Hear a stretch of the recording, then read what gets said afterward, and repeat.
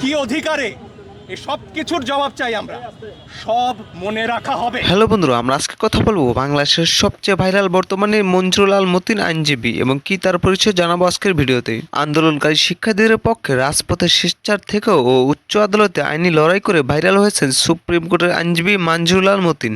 সামাজিক যোগাযোগ মাধ্যমে প্রশংসায় ভাসছেন তিনি। শত শত ফেসবুক ব্যবহারকারী তার ছবি শেয়ার করে তাকে রিয়েল হিরো হিসেবে আখ্যায়িত করেছেন। তানিয়া তানু নামে এক ফেসবুক ব্যবহারকারী অ্যাডভোকেট মঞ্জুরুল আল মতিনের ছবি শেয়ার করে লিখেছেন, অনেক বাংলা সিনেমা দেখেছি যেখানে শাবানা হুট করে আইনজীবী হয়ে যান সন্তান এবং স্বামীর জন্য।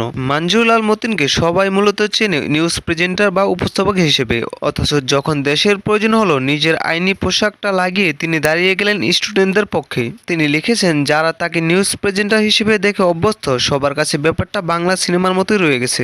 জীবনের গল্পের মাঝে মধ্যে সিনেমাটাকেও হার মানায়। মঞ্জুরুল আল মতিন আমাদের সেটাই দেখিয়েছেন।